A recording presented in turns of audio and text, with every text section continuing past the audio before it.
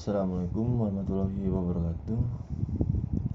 Perkenalkan, nama saya Muhammad Kadafil Amin dari jurusan Ilmu Kelautan angkatan 2020 dengan NIM 08051382025099. Di sini saya akan menjelaskan materi praktikum hidrodinamika kemarin, yaitu tentang gelombang.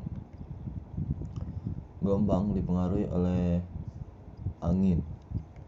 Penyebab dan proses terjadinya gelombang laut adalah angin yang merupakan suatu aliran udara yang disebabkan oleh adanya perbedaan tekanan udara. Angin bergerak dari tempat yang memiliki tekanan udara lebih tinggi ke tempat yang memiliki tekanan udara yang lebih rendah. Pergerakan angin tersebut akan menyebabkan proses terjadinya pergerakan air laut. Energi dari tiupan angin dipindahkan ke permukaan air laut sehingga membentuk suatu gelombang. Tinggi rendahnya gelombang yang diakibatkan oleh angin tergantung pada kecepatan serta kekuatan angin yang mengenai permukaan air laut tersebut. Kecepatan angin akan menimbulkan tegangan pada permukaan laut sehingga permukaan air yang semula tenang akan terganggu dan timbul riak gelombang kecil. Di atas permukaan air laut, apabila kecepatan angin bertambah, riak tersebut semakin besar, dan apabila angin berhembus terus, akhirnya akan terbentuklah gelombang. Jenis-jenis gelombang yang ditinjau dari gaya pembangkitnya terdapat yaitu 3 jenis, antara lain: 1. Gelombang angin yang merupakan gelombang yang disebabkan oleh tiupan angin di permukaan laut. Yang kedua, gelombang pasang surut ataupun pasut yang merupakan gelombang yang disebabkan oleh gaya tarik bumi terhadap benda-benda langit. Benda-benda langit yang paling besar pengaruhnya adalah matahari dan bulan. Gelombang pasut lebih mudah diprediksi karena terjadi secara periodik mengikuti sesuai peredarannya. Dan yang ketiga adalah gelombang tsunami, gelombang yang diakibatkan oleh gempa bumi tektonik atau letusan gunung api di dasar laut. Gelombang airi. Teori gelombang airi juga bisa disebut dengan teori gelombang amplitude kecil, bahwa asumsi tinggi gelombang adalah sangat kecil jika dibandingkan terhadap panjang gelombang atau kedalaman laut.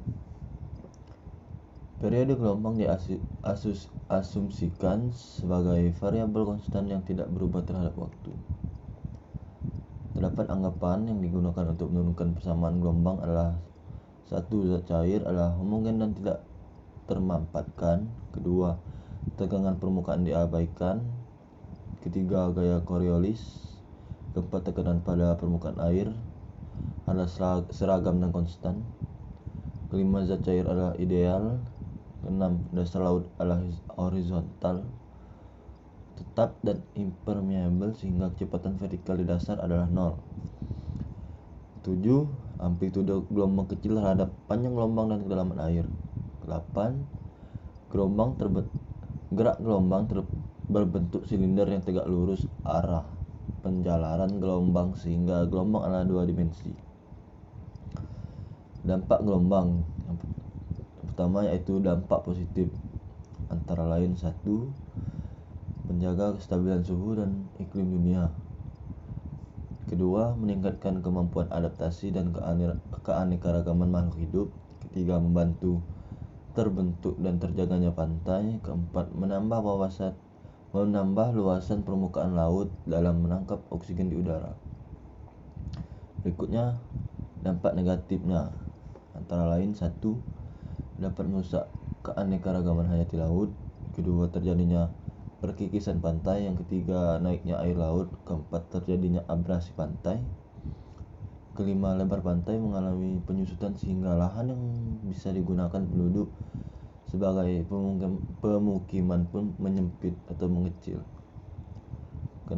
Pemukiman penduduk dan tambak di sekitar pantai bisa rusak karena tergerus abrasi. 7. Rusaknya hutan bakau di sepanjang pantai karena gempuran ombak yang juga didorong oleh angin kencang. 8. Menghilangnya habitat ikan akibat terkikisnya hutan bakau. Macam-macam gelombang pecah. yaitu ada 4. Yang pertama gelombang surging, kedua gelombang plunging, keempat gelombang spiraling, dan keempat gelombang collapsing. Gelombang spiraling adalah gelombang pecah. Tipe spiraling muka gelombang pecah akan melurus searah pantai dan lama-kelamaan akan membentuk buih di bibir pantai.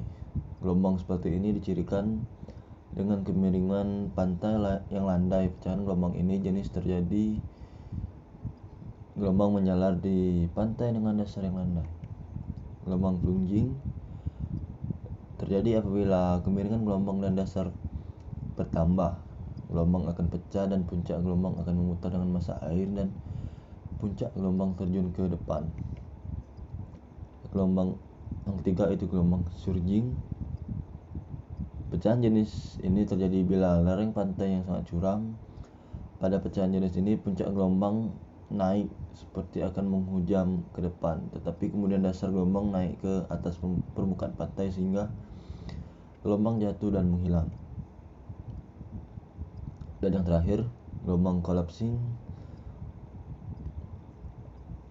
adalah tipe muka gelombang yang tidak berubah, tetapi semakin mendekati pantai akan membentuk gelombang pipi yang semakin mengecil dan akhirnya akan menghasilkan aliran turbulen di bibir pantai. Gelombang laut. Gelombang laut pada umumnya ditimbulkan oleh pengaruh angin, walaupun masih ada faktor-faktor lainnya yang dapat menimbulkan gelombang di laut, seperti aktivitas seismik di dasar laut ataupun gempa, letusan gunung api, gerakan kapal, ataupun gaya tarik benda angkasa seperti bulan dan matahari. Gelombang laut dapat juga terjadi di lapisan dalam, yang artinya pada bidang antara dari dua lapisan air yang mempunyai densitas berbeda. Gelombang ini disebut gelombang dalam ataupun internal waves. Gelombang laut akibat gempa bumi, contohnya adalah tsunami. Tsunami merupakan pergerakan air diakibatkan dari permukaan laut secara vertikal. Perubahan dari permukaan laut ini dapat dikarenakan gempa yang berasal dari bawah laut, letusan gunung berapi bawah laut, longsor bawah laut, ataupun hantaman meteor di laut. Yang kedua, gelombang akibat kapal laut. Pada dasarnya, kapal yang berada di atas permukaan laut akan selalu memperoleh gaya eksternal yang menyebabkan kapal bergerak. Gerakan kapal ini disebabkan adanya faktor luar, terutama oleh gelombang. Dampak gelombang konstruktif dan destruktif. Gelombang destruktif adalah gelombang laut yang bersifat membangun ataupun membentuk pantai. Karakteristik gelombang ini adalah memiliki panjang gelombang yang besar, tinggi gelombang yang rendah, dan memiliki frekuensi yang rendah. Gelombang konstruktif memiliki energi yang lebih besar dari swash ataupun hempasan air menuju pantai dibandingkan dengan backwash. Gelombang destruktif adalah merupakan gelombang yang merusak struktur pantai. Gelombang ini biasanya sangat tinggi, lebih dari 1 meter, dan panjang gelombang yang pendek dan frekuensinya lebih sering 10-14 gelombang per menit.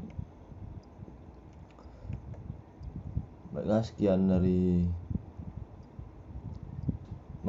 penjelasan dari saya akhiri. Wassalamualaikum warahmatullahi wabarakatuh.